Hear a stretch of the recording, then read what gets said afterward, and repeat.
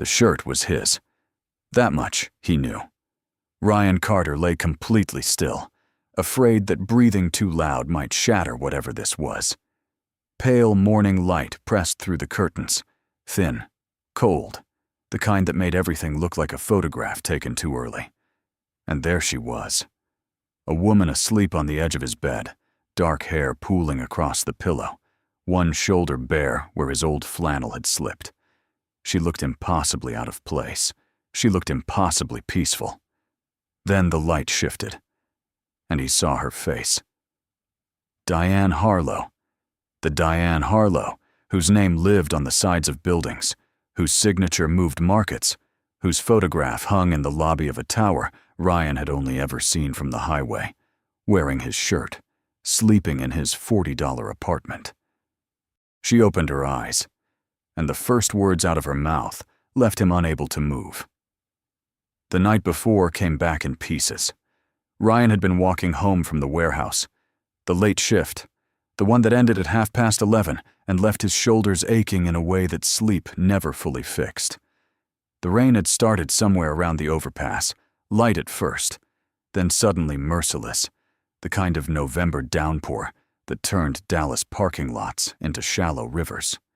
He'd pulled his jacket over his head and cut through the back lot of the Meridian office complex, the shortcut he'd been taking for 2 years. That was when he saw her.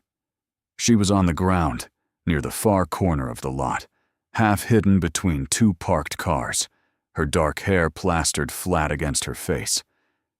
She was wearing a charcoal blazer and a pencil skirt, the kind of clothes that had no business being in the rain, and her heels were still on.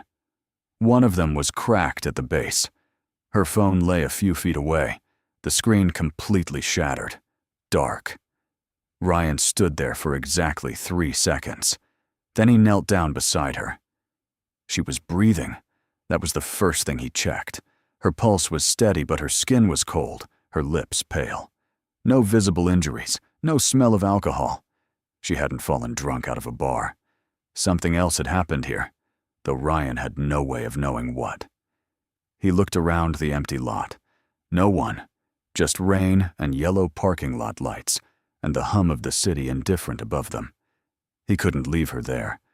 He lifted her carefully, one arm under her knees, one behind her back, the way he used to carry Lily when she fell asleep in the car. She was lighter than he expected. She made a small sound, but didn't wake. Ryan walked the remaining 6 blocks home in the rain, his jacket soaked through, his boots filling with water, and didn't think once about whether this was a good idea. It didn't feel like a decision. It felt like the only thing a person could do. His apartment was on the 2nd floor of a building that had seen better decades. The elevator had been broken since July. He carried her up the stairs carefully, nudging his door open with his shoulder, and laid her down on his bed. The only real piece of furniture he owned that wasn't secondhand or assembled from a flat-pack box. Lily's bedroom door was closed. Good. She slept hard. Always had. Ryan found a dry t-shirt and the old flannel he kept on the back of the bathroom door. He set them on the edge of the bed, then turned away and waited. She was still unconscious, so he did what he could. Peeled off the ruined blazer, draped a dry towel around her shoulders, tugged off the broken heels, and set them by the wall. He changed her into the flannel the way you'd dress someone who was ill, efficiently, and without looking any longer than necessary. Then he pulled the blanket up to her chin, put a glass of water on the nightstand, and went to sit in the kitchen. He made ginger tea he didn't drink. He sat with his hands flat on the table and watched the rain streak down the window. Around 2 a.m, he went back to check on her, breathing still steady, color returning to her face, and sat down on the far edge of the mattress, just to be close enough to hear her. He didn't mean to fall asleep. Now it was morning, and she was awake, and she was looking at him. Ryan stood in the doorway of his own bedroom holding a mug of coffee he'd made on autopilot, and for a long moment neither of them spoke. He was aware, suddenly and acutely, of everything the room contained.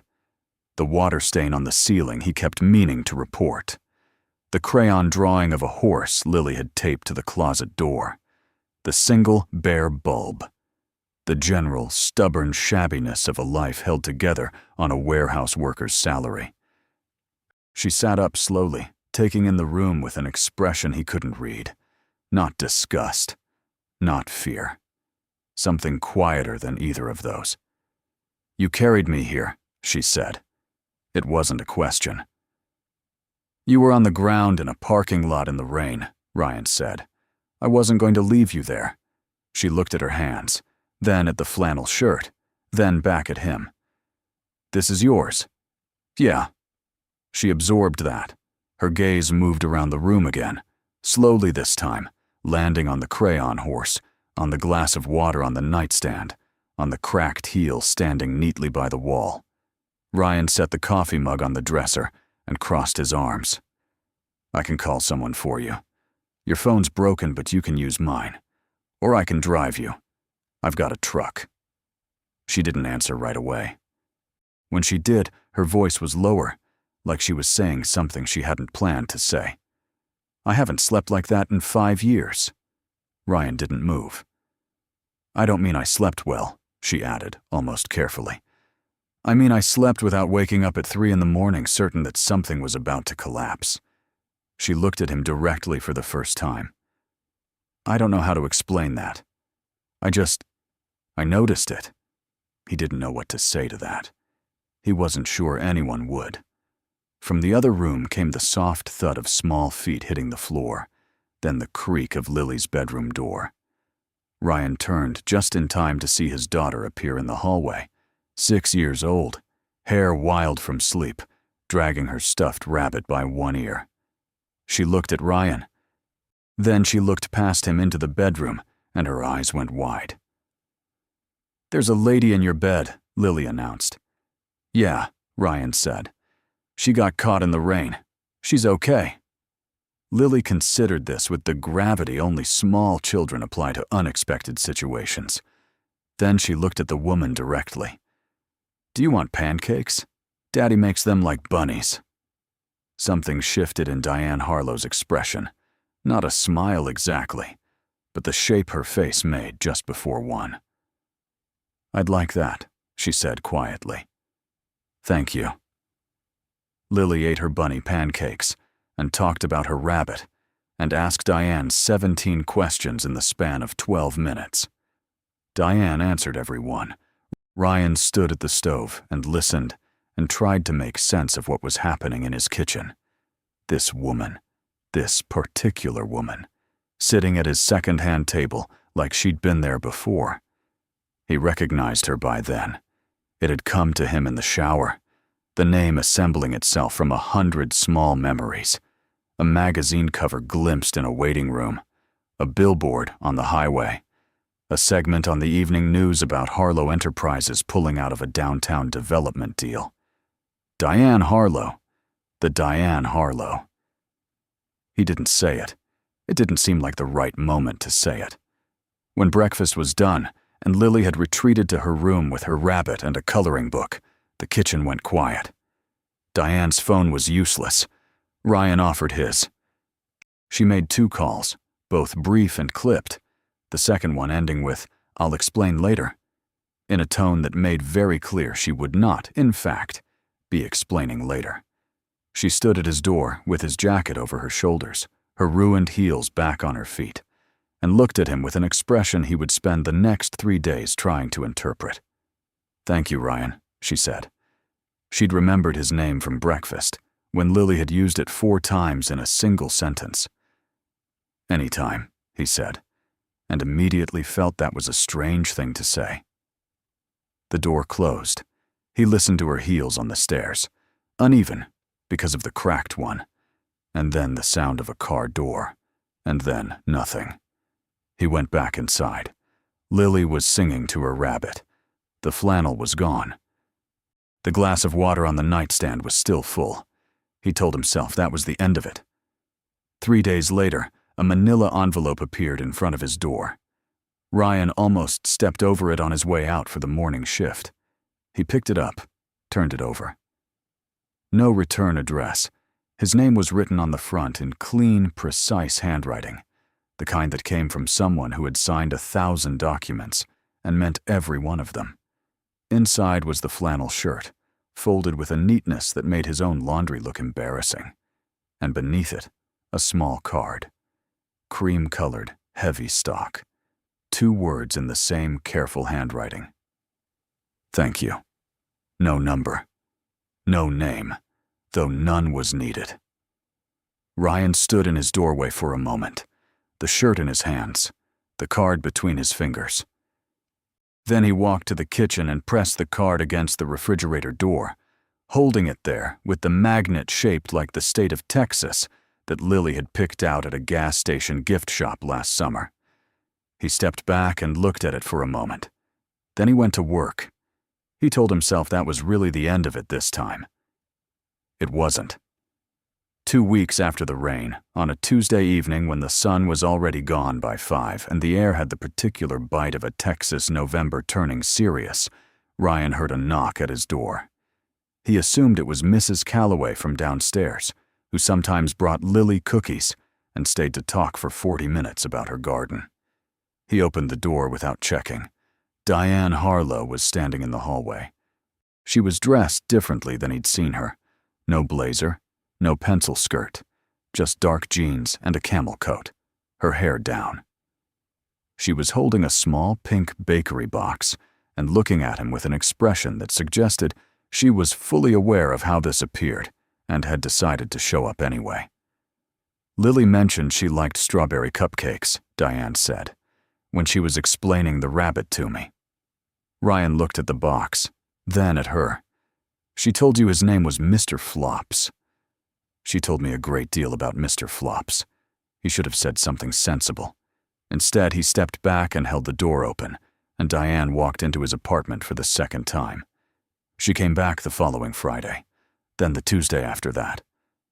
There was no pattern Ryan could identify, and no explanation he could reasonably offer. But somewhere around the 3rd visit, he stopped reaching for one. Diane arrived in the early evenings, after Lily was home from school, and before Ryan's energy had entirely run out.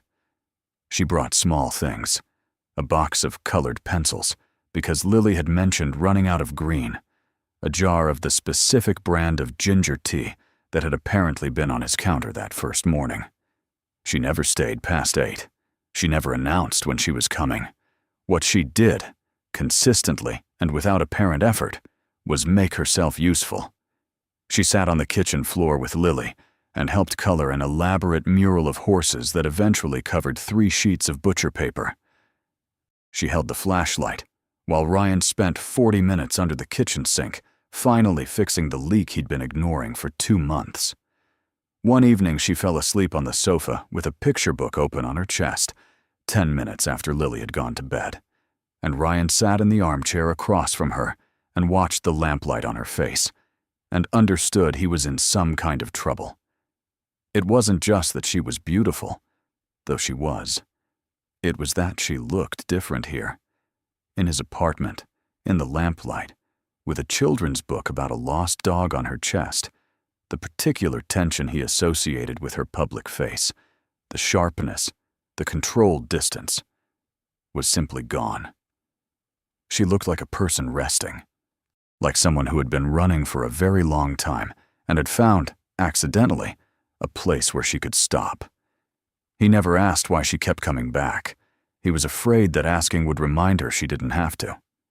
During one of those early evenings, before Lily had gone to bed, Ryan had needed to step outside to take a call from his shift supervisor, a scheduling issue that ran 10 minutes longer than expected. When he came back in, Diane was sitting on the kitchen floor with Lily, the 2 of them deep in the horse mural, and Lily had apparently spent the intervening time telling Diane every single thing she knew about Mr. Flops. Ryan had his phone still in his hand when he sat back down at the table, and Lily had looked up and said, matter-of-factly, "Daddy, you should put Miss Diane in your phone so you can call her." Diane had glanced up at him over Lily's head, with an expression that was somewhere between amused and careful. Ryan had, without making a production of it, added her number. Lily watched him do it with the satisfaction of someone who had solved a problem that the adults had been too slow to address themselves. She told him, one evening in fragments, about the night he'd found her. She'd been at a late dinner with 3 men who were technically partners in a commercial development project and were in practice trying to force her out of it. They'd been doing it for months, slow, methodical, the kind of corporate pressure that operates through misdirection and paperwork. That night had been a final meeting, at a restaurant Ryan couldn't have afforded to walk into. Things had turned ugly in the parking lot afterward. One of them had taken her phone. She had walked away rather than let it escalate, and then the rain had started, and then her legs had simply stopped working. She said it flatly, without drama, like she was reading from a report. Ryan listened without interrupting. "You weren't going to call the police," he said, when she'd finished. "I was going to handle it myself." She picked up her tea. "I've been handling things myself for a long time. That's not the same as it being a good idea." She looked at him over the rim of the mug. "No," she said, "it isn't." The photograph ran on a Thursday morning. Ryan saw it first on his phone, while he was eating breakfast before the early shift. A local gossip site had picked up a paparazzi shot, grainy, taken from across the street, of Diane leaving his building. The timestamp said 6:47 in the morning, which was the Thursday 2 weeks prior, when she'd stayed later than usual helping Lily finish the horse mural and had fallen asleep on the sofa again. The headline read, "CEO Diane Harlow and her mystery man. Who is the blue-collar stranger she keeps visiting on the South Side?" By noon, it had been picked up by 4 larger outlets. By evening, the story had a life of its own. Ryan read the comments for exactly 3 minutes before he put his phone face down on the counter and didn't touch it for the rest of the day.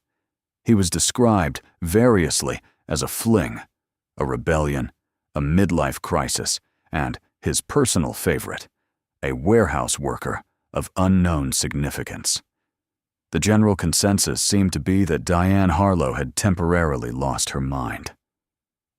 Harlow Enterprises stock dipped 2 points by close of market. He knew because one of the guys at the warehouse showed him on his phone, laughing, not yet realizing it was Ryan in the photograph. That evening, Diane called from an unknown number. Ryan let it ring. She came to his door 2 days later. Ryan answered it because Lily was standing right behind him, asking who was there, and he couldn't explain, not in terms a 6-year-old would accept, why he wasn't going to open it. Diane looked tired. Not the kind of tired that came from a bad night's sleep. The deeper kind. The kind that had been accumulating for years. She was still in what looked like work clothes, her coat slightly damp at the shoulders from the walk from the street, and something about seeing her like that, undone at the edges, without the full armor, made it harder for Ryan to say what he'd decided to say. He said it anyway. "You should go home." "Ryan, I read the articles." He kept his voice level. "All of them. Your company's stock dropped. Your board is asking questions." He looked at her directly. "What are you doing here, Diane? Actually? What is it you think is happening?" She held his gaze. "I think something is happening that I haven't had words for in a long time." "That's not an answer." "I know. I have a daughter," Ryan said. "She's 6. She draws horses and she names her stuffed animals, and she already lost one person who mattered to her." His voice stayed flat, but his jaw was tight. "I'm not going to let her get attached to someone who's going to disappear when this stops being interesting." The words landed the way he'd intended them to. Hard, clean, final. He watched them register on her face. Diane didn't argue. She nodded once, slowly, and left. Ryan closed the door and stood with his back against it for a long time. From down the hall, Lily called out asking if it was Miss Diane. He said no. Lily said that was too bad, because she wanted to show her the new horse she'd drawn. He went to bed that night, certain he'd done the right thing. He lay awake until 2 in the morning, equally certain he hadn't. The call came on a Sunday, Ryan was at the warehouse, a voluntary overtime shift, the kind he took when the numbers at the end of the month needed help. His phone buzzed in his locker, and he ignored it twice, then checked it on his break because the number was his neighbor, Sandra, who only called when something was wrong with Lily. He was in his truck before Sandra finished the sentence. Lily had woken from her nap, shaking, her temperature climbing fast. By the time Sandra had called, she'd had a brief convulsive episode. Less than a minute, Sandra said. She'd timed it, and was now limp and glassy-eyed and burning up. Sandra had already called 911. Ryan ran every yellow light between the warehouse and his apartment building and arrived the same moment the ambulance did. He rode in the back with Lily's small hand wrapped in both of his, watching the paramedic work, answering questions about her medical history, in a voice he didn't recognize as his own. Lily looked up at him with eyes that were too tired for a 6-year-old and said, "Daddy, I don't feel good." "I know, Bug," he said. "I know. We're fixing it." At the hospital, they took her through a set of doors Ryan wasn't allowed to follow through. A nurse pointed him to a waiting area. He sat down in a plastic chair under fluorescent lights and looked at the wall and tried to remember how to breathe normally. He had $32 in his checking account until Friday. He didn't know what this was going to cost. He didn't know who to call. His parents were in Phoenix. His sister had her own kids and her own crises, and the friends he'd had before Sarah died had drifted in the way that friends drift when grief makes someone hard to be around for long enough. He sat alone in the waiting room with his elbows on his knees and his face in his hands, and felt, in a way he hadn't allowed himself to feel since the night of Sarah's accident, completely and utterly helpless. His phone was in his jacket pocket. He hadn't looked at it since the truck. He didn't know that 20 minutes earlier, before the nurse had gently asked her to put it away, Lily had done something that 6-year-olds do when they're scared and want someone specific. She had found Diane's name in Ryan's contacts. She'd watched him at it that evening on the kitchen floor, had seen exactly where he saved it, and had remembered the way children remember things adults assume they won't, and had sent a single text from the gurney. The text said, "This is Lily. I'm at the hospital." Daddy looked scared. Ryan didn't hear her come in. He was still in the same plastic chair, still in the same position, elbows on knees, face low, when he became aware that someone had sat down beside him. Not a nurse, not a doctor. The chair next to his had been empty for the past hour, and now it wasn't. And when he turned his head, Diane Harlow was sitting there in the clothes she'd clearly been wearing to a board meeting. A structured charcoal blazer, her hair pinned up, one button at her collar undone in a way that suggested she had left wherever she'd been in a hurry and hadn't stopped to compose herself on the way. She had her hands folded in her lap and her eyes on him. She hadn't changed, hadn't stopped to. She had simply come.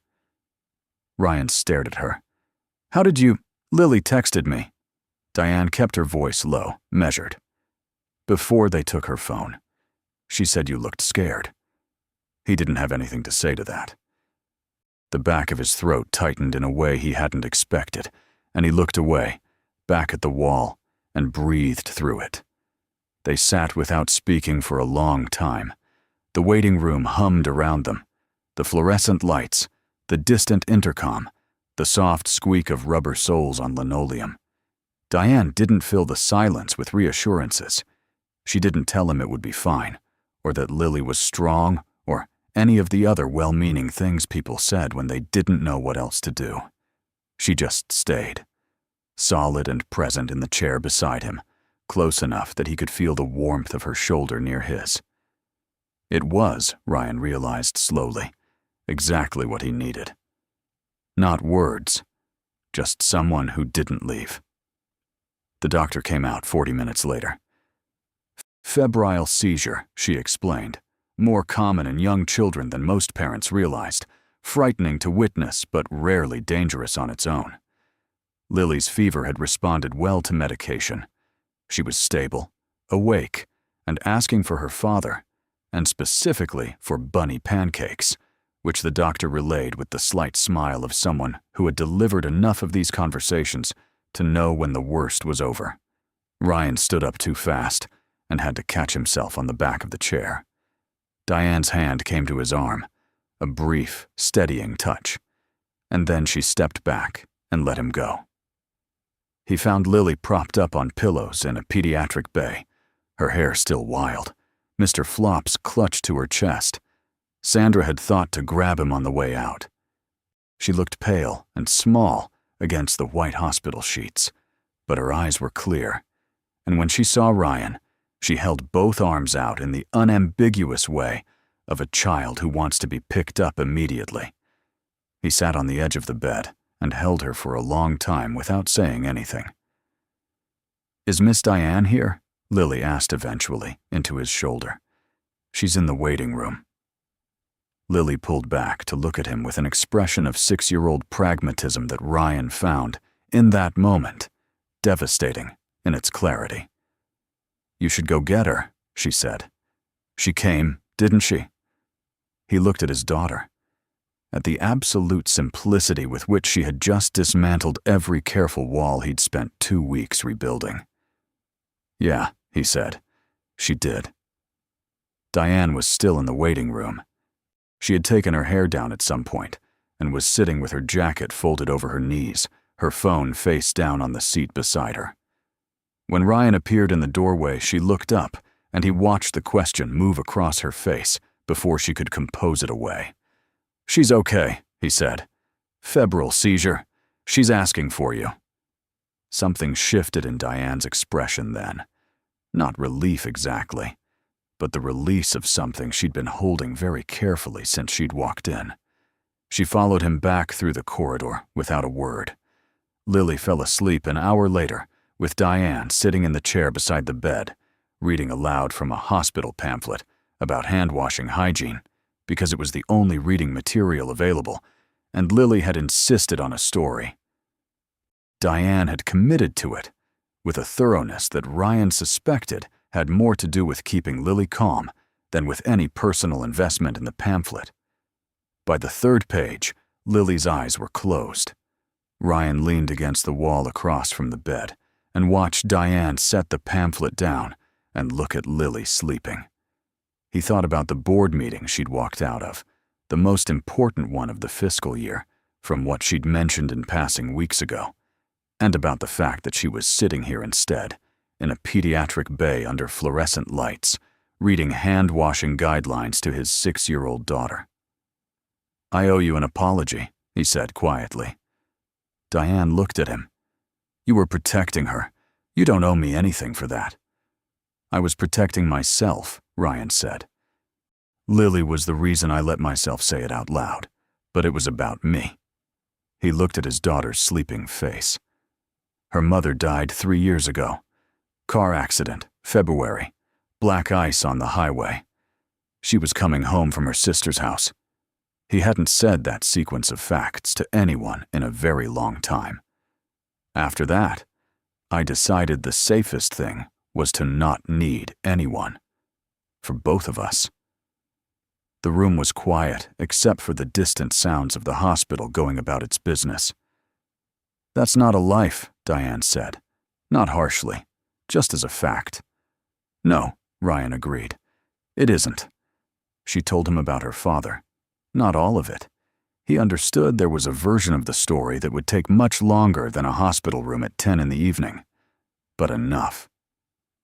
Thomas Harlow had built Harlow Enterprises from a single commercial property in Fort Worth into a regional real estate force, and when he died of a sudden cardiac event 6 years ago, he'd left Diane a company that was quietly hemorrhaging money due to a financial arrangement she hadn't known about.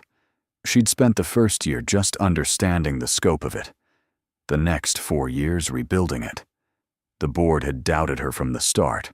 Some of them still did. She had learned to be unassailable because anything less had felt like confirming every doubt they'd ever had about whether she should be there at all. "The night you found me," she said, Those men had been trying to push me out of a development deal I'd built from nothing. They thought if they made it uncomfortable enough, I'd walk away. She looked at the window, at the dark glass. I've been walking toward things my whole career. I forgot that sometimes it's okay to just stop walking for a minute. Ryan thought about the way she'd looked on his sofa with the picture book on her chest, the way she'd sat on his kitchen floor and colored horses with his daughter, like she had nowhere else in the world she needed to be. You weren't just resting, he said. When you kept coming back, you were figuring something out. Yes, Diane said. I was.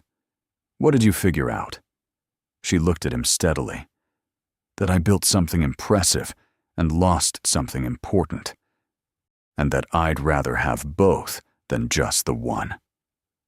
Lily was discharged the following morning with instructions, a small stuffed bear from the nurse's station, and very firm opinions about what she wanted for breakfast. Ryan drove home with her in the back seat, holding both the bear and Mr. Flops, and giving them a detailed account of everything that had happened, as though the rabbit had been worried.